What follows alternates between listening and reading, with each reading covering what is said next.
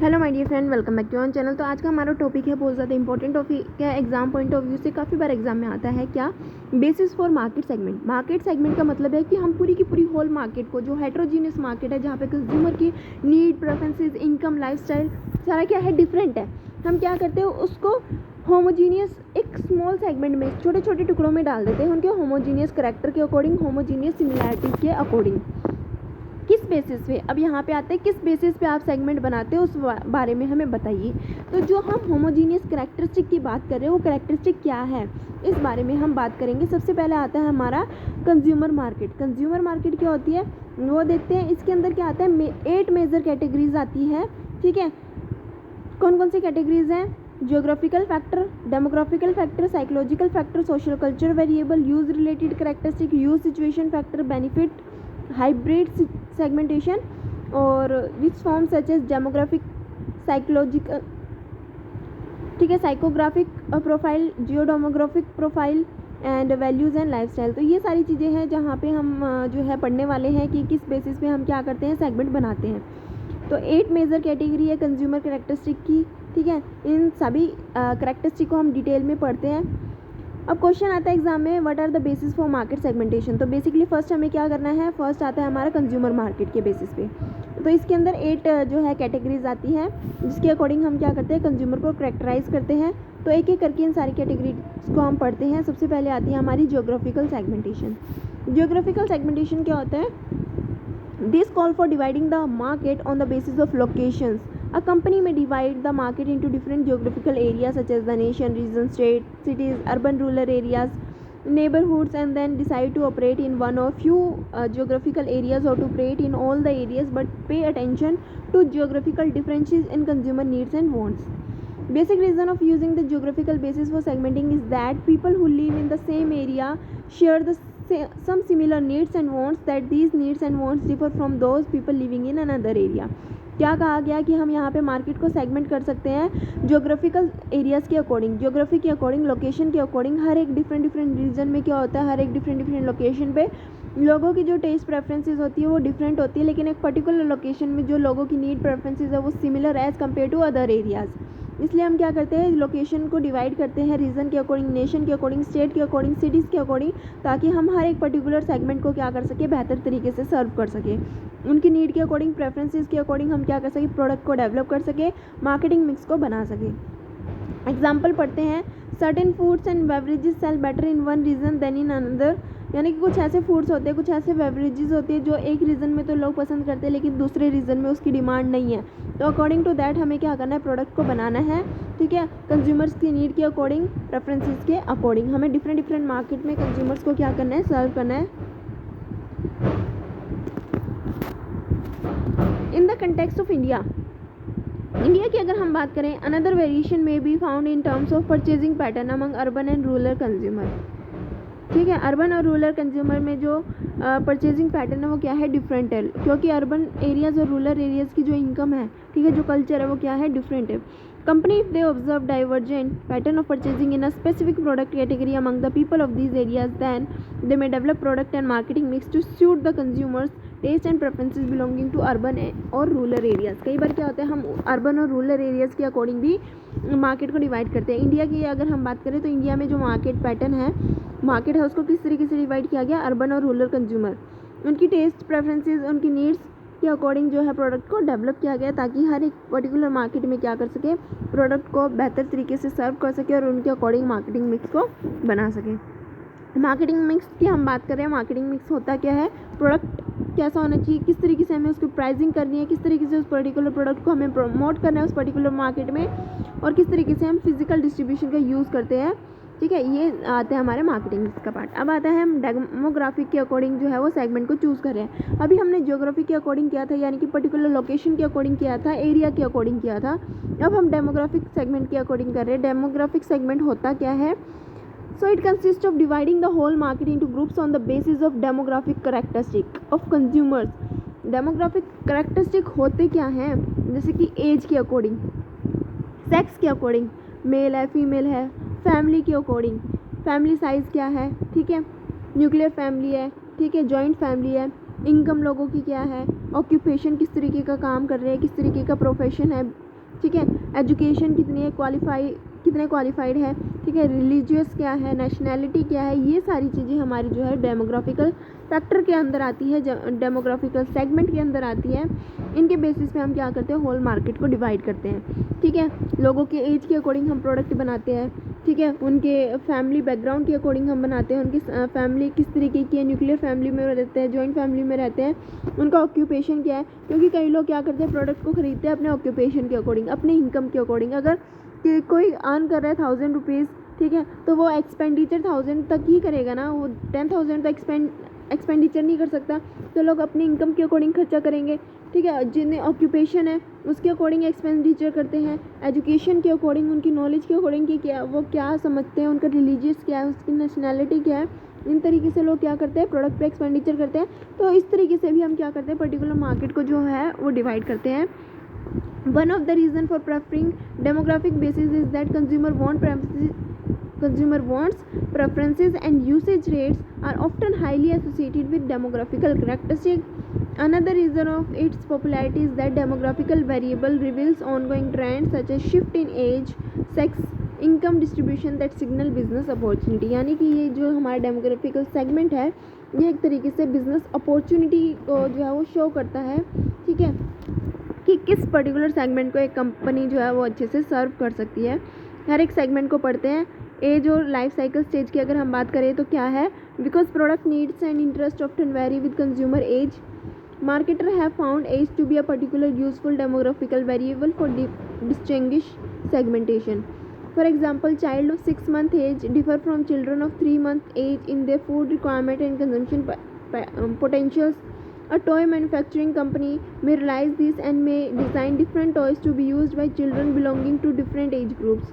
Recently, different cable channels have come up with cater to the children, youth and male female of different age group. क्या होता है कि age group भी बहुत ज़्यादा important होती है। जो यंगस्टर्स हैं, जो चिल्ड्रन हैं, जो ओल्ड एज है, हर किसी की नीड जो है वो डिफरेंट होती है, ठीक है। क्या जो ओल्ड एज है वो टॉयज़ के साथ खेलेंगे, ठीक है, क्या जो चिल्ड्रंस है, ठीक है, हर एक एज के होते हैं। तो जो टॉय कंपनी होती है वो उनके अकॉर्डिंग, एज के अकॉर्डिंग क्या करती है, प्रोडक्ट को बनाती है। उनकी जो फूड कंपनी है, ठीक है, वो उनकी फूड्स एज के अकॉर्डिंग फूड्स को बनाती है, ठीक है। तो हर एक कंज्यूमर्स की, हर एक एज ग्रुप की क्या होती है, डिफरेंट नीड्स होती है, वांट्स होती है। तो एज के अकॉर्डिंग, लाइफ साइकिल के अकॉर्डिंग भी क्या किया जाता है, पूरी मार्केट को सेगमेंट किया जाता है। कि मान लो अगर आप क्लोथ्स का बिजनेस करना चाहते हो, ठीक है, तो आप पर्टिकुलर किस सेगमेंट के लिए कपड़े बना रहे हो, कौन से एज ग्रुप के लिए बना रहे हो, आप चिल्ड्रंस के लिए बना रहे हो, इन्फेंट के लिए बना रहे हो, टोडलर के लिए बना रहे हो, ठीक है, यंग एज के लिए बना रहे हो, ठीक है, या ओल्डर एज के लिए बना रहे हो, किस पर्टिकुलर सेगमेंट के लिए आप बना रहे हो, क्योंकि हर किसी की जो पैटर्न है, डिज़ाइन है, हर किसी की जो प्रेफरेंसेस है वो क्या है, डिफरेंट है। इस तरीके से आता है हमारा सेक्स, जेंडर के अकॉर्डिंग भी, कि आप किस पर्टिकुलर सेगमेंट को जो है वो अपने प्रोडक्ट सर्व करना चाहते हो।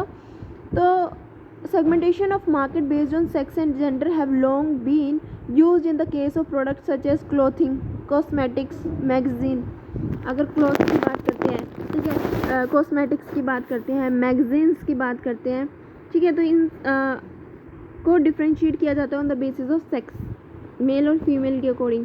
Hair colour, women have traditionally been the main users of such product as hair coloring, shampoo, cosmetics and men have been the main user of tools and shaving goods। तो इसके अकॉर्डिंग हम क्या करते हैं, market को segment करते हैं, उन पर एक पर्टिकुलर मार्केट को सेलेक्ट करते हैं, उसके अकॉर्डिंग प्रोडक्ट को बनाया जाता है।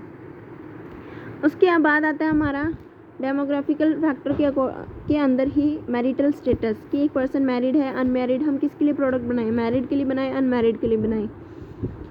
तो marketer are interested in the numbers and kinds of household that own and buy certain product that are also interested in determining the demographic and media profile of household decision maker, कि एक घर के अंदर कौन decision लेता है, ठीक है, एक्चुअली में प्रोडक्ट का सिलेक्शन कौन करता है, the person who are involve in the actual selection of the product to develop appropriate marketing strategies. उसके बाद आता है हमारा इनकम, एजुकेशन और ऑक्यूपेशन के बेसिस पे। Major problem with segmenting the whole market on the basis of income alone is that income simply indicate the ability to pay for a product. For this reason, marketers often combine income with some other demographical variable to define their target market more accurately. Many marketers are of the view that education, occupation, and income tend to be closely correlated in almost a cause and effect relationship. High-level occupation that produces high income usually require advanced educational training. Individuals with little education rarely qualify for higher level job. ये कहा गया कि हमारी income, हमारी education और हमारा occupation क्या है, तीनों इंटरकनेक्टेड है, ठीक है। अगर एक पर्सन क्या है ज़्यादा से ज़्यादा क्वालिफाइड होगा, अच्छी से अच्छी नॉलेज होगी, तो एक अच्छे ऑक्यूपेशन पे होगा, एक अच्छे प्रोफेशन पे होगा और अच्छी खासी वो सैलरी अर्न करता होगा, ठीक है। तो लोगों की इनकम के अकॉर्डिंग भी ये देखा जाता है कि अगर अच्छी इनकम है तो अच्छे खासे गुड्स खरीदेंगे, ठीक है, हाई क्वालिटी के एक्सपेंसिव गिफ्ट्स को, वो एक्सपेंसिव प्रोडक्ट्स को परचेज़ करेंगे। अगर लोगों की इनकम अच्छी नहीं है, कम है, ठीक है, क्योंकि उनके पास इतनी नॉलेज नहीं है, अगर नॉलेज नहीं है, क्वालिफिकेशन नहीं है, ऑक्यूपेशन भी उनका क्या होगा, हायर जॉब वाला नहीं होगा, ठीक है। अगर एजुकेशन अच्छी है तो उनकी जो जॉब है वो भी क्या होगी, हाईली लेवल पे होगी।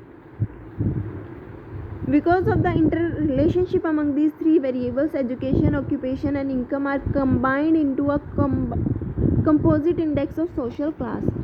So accordingly, segmentation could be made in terms of low, middle, or high income group. Price may be the sole criteria to fit into a particular per capita income group. यानी कि हम price को भी देख के चलते हैं कि हमें किस पर्टिकुलर ग्रुप के लिए प्रोडक्ट को बनाना है, रिचर सेक्शन के लिए बनाना है, पुअर सेक्शन के लिए बनाना है, या मिडिल क्लास के लिए हमें अपने प्रोडक्ट्स को बनाना है।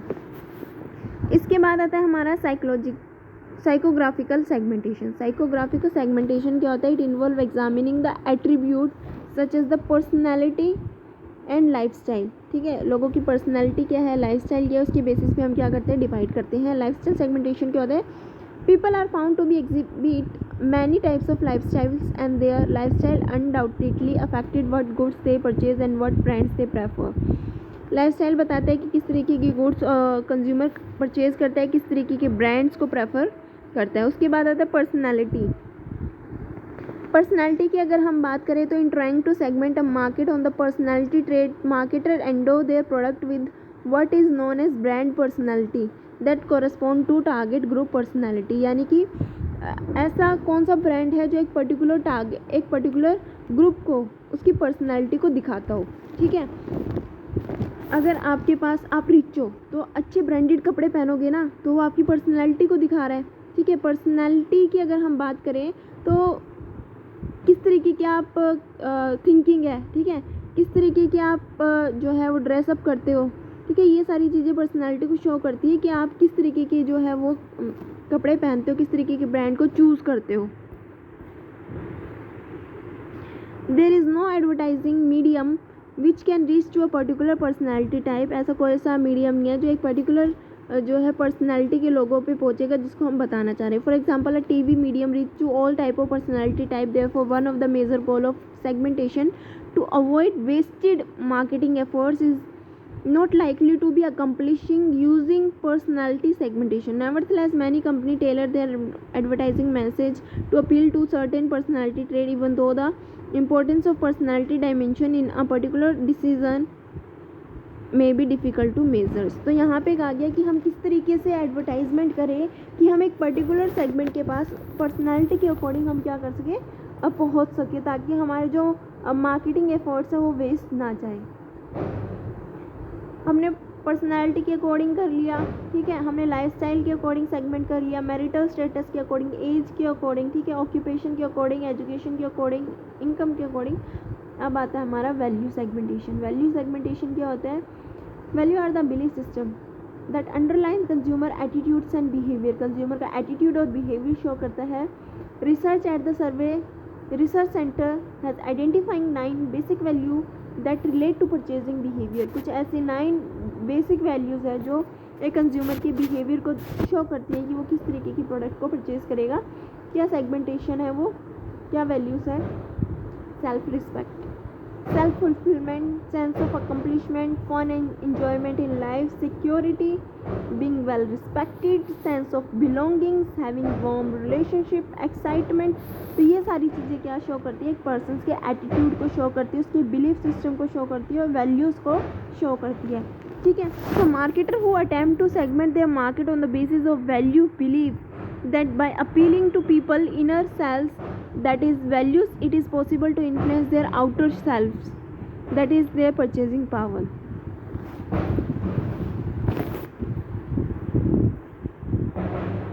इसके बाद आता है हमारा next social cultural segmentation. Social culture segmentation क्या होता है? इसके अंदर 3 बेसिक सेगमेंटेशन आते हैं। कौन कौन से? फर्स्ट आता है फैमिली लाइफ साइकिल, सेकंड आता है सोशल क्लास, थर्ड आता है culture. Family life cycle segment क्या कहता है? This is based on the premises that many families pass through similar phases in their formation, growth and final market dissolution. Each phase the family unit needs different product and services. Each of the segment is the traditional family life cycle: bachelorship, newly married couple, couple with small children, couple with grown up children, retired people with no children represent an important target segment to a variety of marketer. यानी कि family life cycle भी हमें बताती है कि हम किस तरीके के प्रोडक्ट को जो है वो सिलेक्ट करेंगे। जैसे कि जो बैचलर्स होते हैं, न्यूली मैरिड कपल्स होते हैं, couple with children, couple with grown ups, तो इन सब की क्या होती है नीड्स, जो रिक्वायरमेंट्स होती है डिफरेंट स्टेज पे आके उनकी नीड्स और रिक्वायरमेंट चेंज होती रहती है। एग्जाम्पल की अगर हम बात करें तो LIC has different life insurance policy for young married couple, couple with grown ups children's and for retire person. जैसे कि LIC के भी क्या है, डिफरेंट इंश्योरेंस पॉलिसी गिवन है डिफरेंट जो है लाइफ साइकिल्स के लिए। इसके बाद आता है हमारा social class segmentation. Social class segmentation क्या होता है? It is traditionally major by several demographical variables such as education, occupation और income. Concept of social class implies that people belong to different social classes vary in terms of values, product preferences and buying habit. इसके बाद आता है हमारा social class की अगर हम बात करें तो यहाँ पे जो प्रेफरेंसेस है वो किस तरीके से है, लोगों की प्रेफरेंसेस क्या है, बाइंग हैबिट क्या है, लोगों का वैल्यूज़ क्या है, ठीक है, ये सारी चीज़ें सोशल क्लास में आती है. इसके बाद आता है हमारा कल्चर सेगमेंटेशन. कल्चर सेगमेंटेशन क्या होता है, ये भी इसी का पार्ट है, C part. Some marketers have found it useful to segment their market on the basis of cultural heritage because members of the same culture tend to share the same value, belief and custom. यानी कि जो same culture से, same religion से, वो same तरीके की जो product की को प्रेफरेंसेस देते हैं. हमें ये देखना होगा कि लोगों का कल्चर क्या है, कल्चर के अकॉर्डिंग भी हम क्या कर रहे हैं, मार्केट को सेगमेंट में डाल रहे हैं. अब आता है हमारा नेक्स्ट जो सेगमेंट है वो किस बेसिस पे आता है, user related segmentation. User related segment में हमें यहाँ पे 3 पार्ट में मार्केट को डिवाइड किया है, यूज़र रेट, अवेयरनेस स्टेटस और लॉयल्टी स्टेटस. सबसे पहले हम बात कर रहे हैं यूज़र रेट की. यूज़र रेट क्या होता है, here the marketer differentiate among heavy user, medium user, light user, non user of a specific product, services और brand. Normally, a company is most interested in the heavy user of its product because heavy user account for a high percentage of total consumption. Heavy user का मतलब जो high level पे consumption करते हैं इस product को.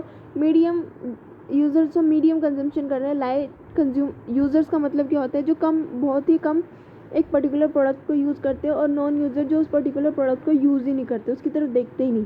तो इस तरीके से हमने क्या किया, मार्केट को सेगमेंट किया. हम किस पर्टिकुलर मार्केट को सेलेक्ट करेंगे, जो हाई यूज़र है, हैवी यूज़र है, जो बहुत ज़्यादा यूज़ करते हैं हमारे प्रोडक्ट को, क्योंकि वो क्या करें, ज़्यादा से ज़्यादा कंजम्पशन कर रहे हैं, जहाँ से हमें ज़्यादा से ज़्यादा प्रॉफिट अर्न हो रहा है. So for this reason most marketer prefer to target their promotional campaign. जो प्रमोशन की जाती है मार्केटर के द्वारा, वो किन लोगों को अट्रैक्ट करने के लिए जो है प्रमोशन की जा रही है, हैवी यूज़र्स को अट्रैक्ट करने के लिए, ताकि वो हमारे कस्टमर जो है वो लॉन्ग पीरियड ऑफ टाइम तक बने रहें. यहाँ पे एनकरेज किया जा रहा है हैवी यूज़र्स को कि वो हमारे प्रोडक्ट को जो है वो प्रेफरेंसेस दे रेदर देन कॉम्पिटिटर के प्रोडक्ट को. हम नहीं चाहते कि हमारा जो यूज़र्स है वो हमारे कॉम्पिटिटर के ब्रांड को चूज़ करे, ठीक है. उसके बाद आता है अवेयरनेस स्टेटस सेगमेंटेशन की कितने लोगों को हमारे प्रोडक्ट के बारे में पता है. Market consist of peoples in different stages of readiness to buy a product. Marketer have to determine what % of potential consumers are aware of the product, interested in the product or need to be informed about the product. अगर मान लो इस तरीके के product market में exist करता है, तो कितने लोगों को उसके बारे में पता है, कितने लोग उस प्रोडक्ट को खरीदने में इंटरेस्टेड है, कितने लोगों के पास जो है उस प्रोडक्ट के बारे में इंफॉर्मेशन है. अवेयरनेस स्टेटस की हम बात करते हैं कि कितने लोगों में इस पर्टिकुलर प्रोडक्ट के बारे में अवेयरनेस है और कितने लोग जो है वो इंटरेस्टेड है उस प्रोडक्ट पर्टिकुलर प्रोडक्ट को खरीदने में। लॉयल्टी स्टेटस की अगर हम बात करें, sometime brand loyalty is used as the basis of segmentation.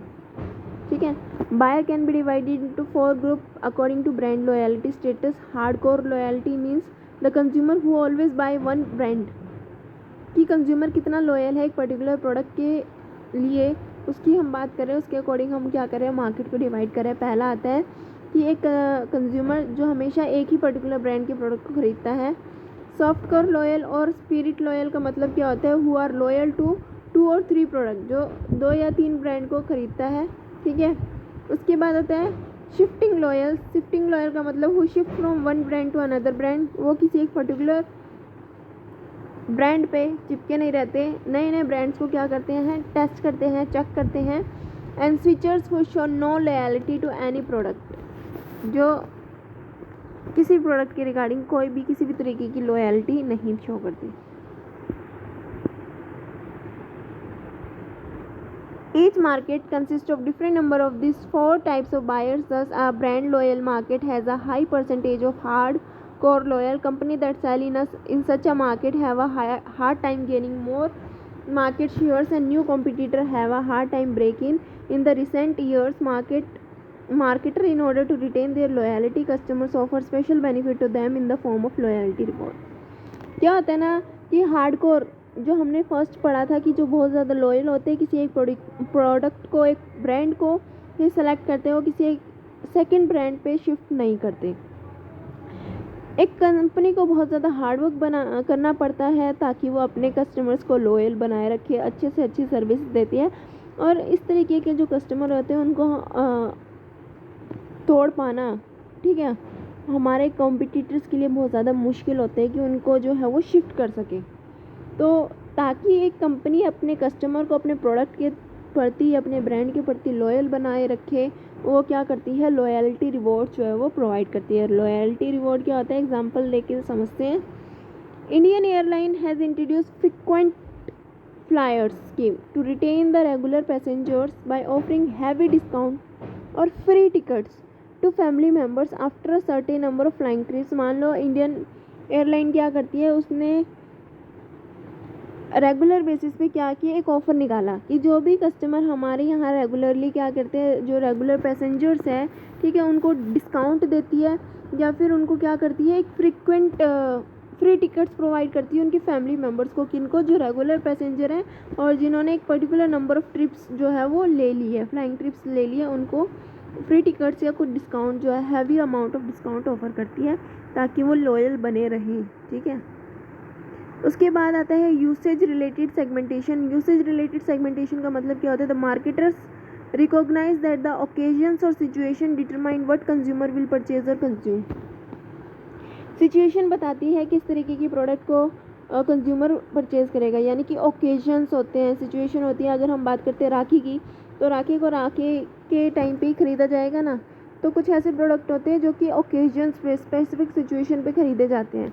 ठीक है, ओकेजन सेगमेंट की अगर हम बात करें तो buyers can be differentiate according to the occasions और which they develop a need purchase और प्रोडक्ट और यूज़ अ प्रोडक्ट। एग्जांपल की हम बात करते हैं, greeting card industry stresses special cards for a variety of occasion such as Diwali, Eid, Christmas, Valentine day, mother's day. Today many companies are promoting their product for different occasions. बहुत सारी company क्या करती है, डिफरेंट ओकेजन पे अपने product को promote करती है। ठीक है, उसके बाद आता है इसी में बेनिफिट सेगमेंटेशंस। बेनिफिट सेगमेंट क्या होता है, marketing people constantly attempt to isolate the one particular benefit that they should communicate to consumers. यानी कि कई बार इस तरीके से प्रोडक्ट को लाया जाता है, इस तरीके से सेगमेंट को सेलेक्ट किया जाता है जहाँ पे एक कंपनी एक पर्टिकुलर बेनिफिट बताती है अपने कस्टमर्स को प्रोडक्ट का। ठीक है,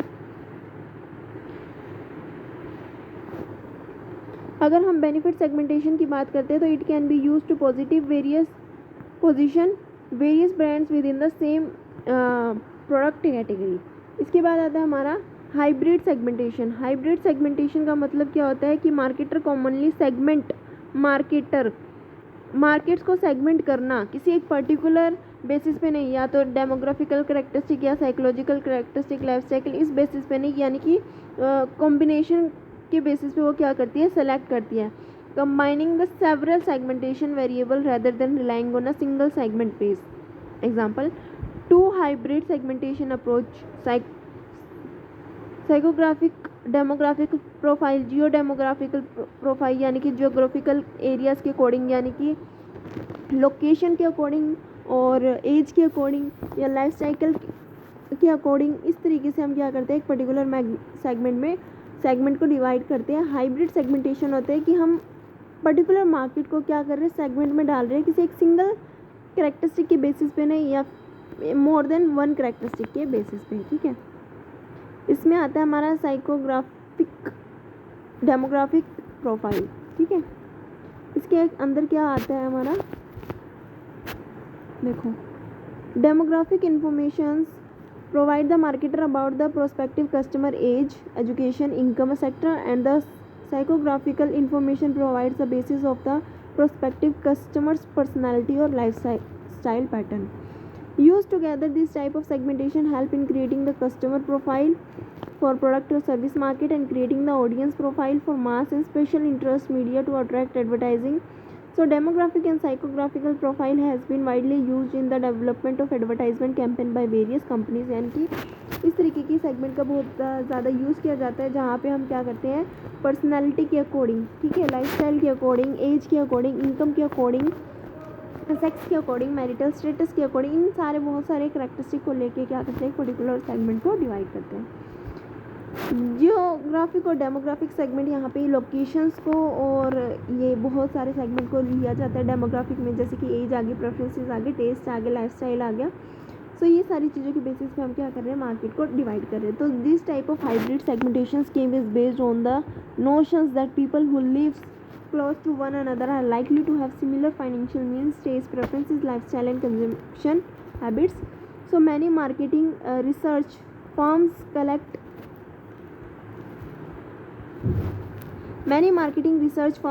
collect information on the geodemographical clusters and then provide this information to advertiser for developing effective advertising campaign, ठीक है।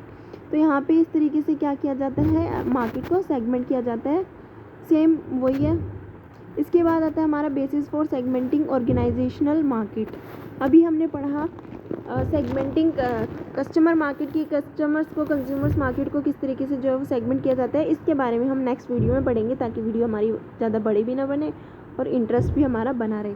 तो सबसे पहले वो देख लेते हैं कस्टमर मार्केट में हमने क्या क्या चीज़ें जो है वो पढ़ी है।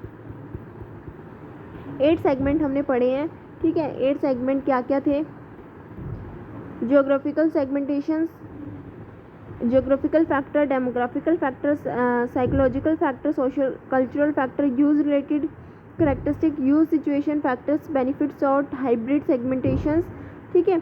तो हाइब्रिड सेगमेंटेशन के अंदर ये आता है हमारा डेमोग्राफिकल और psychographical profile, geo demographical factor, values and lifestyle. I hope आप सभी को ये अच्छे से टॉपिक समझ में आ गया होगा। इसी का पार्ट है हमारा basis for segmenting organisational market. तो ये हम नेक्स्ट वीडियो में कवर करेंगे। तब तक के लिए थैंक्स फॉर वॉचिंग।